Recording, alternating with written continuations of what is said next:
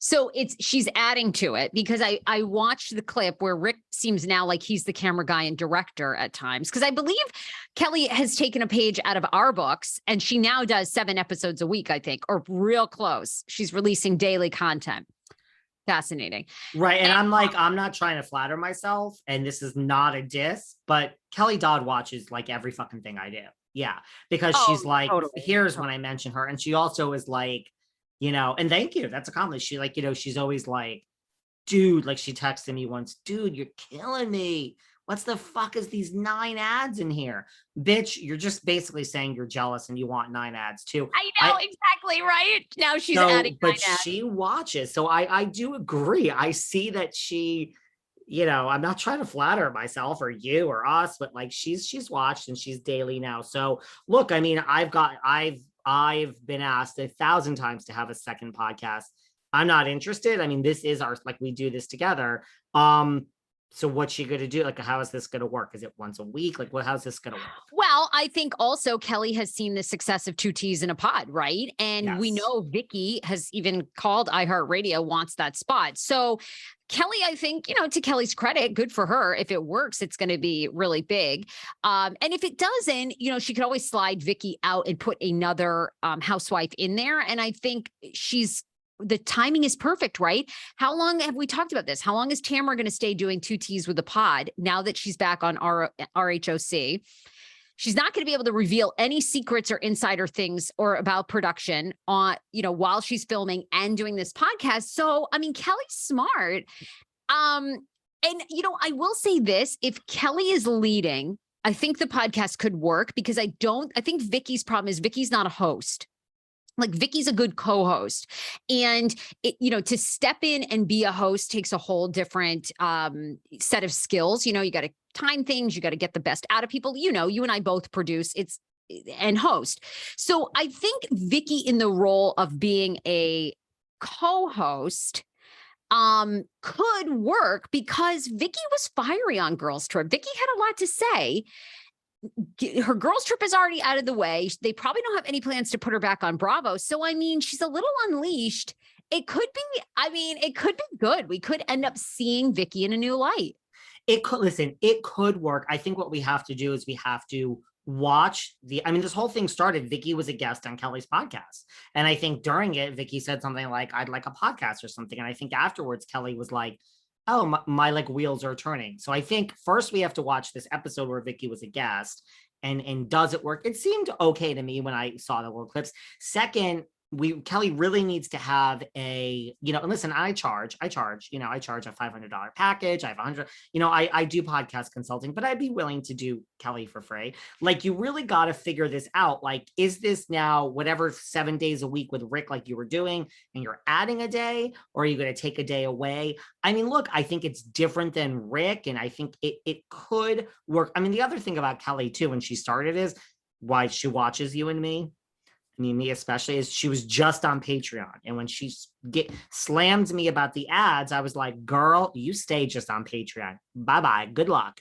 I'm telling you, the way to make money is you have the Patreon. And so now Kelly is all of a sudden not Patreon only. She's on Apple and Spotify. Oh, really? Where'd you get that idea? And she's on YouTube with little mini clips. Where'd you get that? I mean, I'm not taking credit for it, but sure. I wish her all the best. But I just think here's the thing. You really have to build your brand as a podcast before you start figuring out. You got to figure out what works and what doesn't work before you veer off, right? Behind the Velvet Rope is just an interview podcast 5 days a week. Numbers don't lie. You look at the numbers, you figure out, and I'm always charting. Always. But like this little bullshit that you and I do as opposed to an interview, these are some of the highest rated shows. So that I'm like, you have to listen to the people. And so then I didn't say, hey, 5 days a week with Sarah. No, we're never going to lose the core thing that we built up. We're going to do a little segue of like 1 day a week with Sarah. Same thing with the Patreon Saturdays. It was all over the place until Kim stepped in. And I'm like, everyone joins Patreon because of Kim. We're going to keep her. So it's like, I just say, I think Kelly, it could work, but you really better figure out how it's going to work. Is it 5 days with Rick and a whole different show with Vicky? I do think I agree with everything you said. I think Kelly is so unleashed and in your face and vile, all the reasons why I love her. And Vicky reacts, and Vicky will be like, oh dear, and oh my. And Vicky is authentic in the sense that she'll react and she'll be like, oh, that person's seeming like an asshole. And I guess it could be fun if like Vicky's sitting there and watching, Real Housewives of Salt Lake and we're getting her opinion. So it could work. I mean, as two human beings that exist in the world, if you said, would I like to promote and stand up and applaud Kelly and Vicky, or would I like to do the same for, Tamra, as some people call her, Tam Rat, and Melon Ball? I'm all about Vicky and Kelly. So I wish them the best of luck. I just hope there's a plan in place. And look, Unmasked is doing just fine, and Kelly's all over the place. So maybe they don't need a plan and it will all work out fine. But let's see, right? But yeah. What were the comments? Were people like, you fucking two losers? Like, what were these comments? Basically great. Two Trumpers can get together and talk. This is Vicky's third canceled podcast. Terrific. Hard pass. Basically trolling. Kelly gets trolled all the time anyway. I think Kelly is smart to lean into that. Like, I think Kelly already knows, whatever, the Drunk Wives Matter hat kicked it off or whatever. So now I think she just leans into it because she knows that's the narrative. She's not trying to win anyone back. Should I take a call from Kim D? Hold on. Yes. I'm recording. I'm on air. So you're live for a second. So, oh gosh, how are you? So anything that comes out of your, I need to go over all this stuff. I'm with my friend Sarah. Kim, you are amazing. I love watching you and David. You do such a great job, and I can't wait for your live show. It's Sarah. Kim, you're fucking amazing. I love you. She's saying, okay, I have the headphones in, but she said she loves you, and I can take the headphones out. She's here. I'll take them out. I love you too.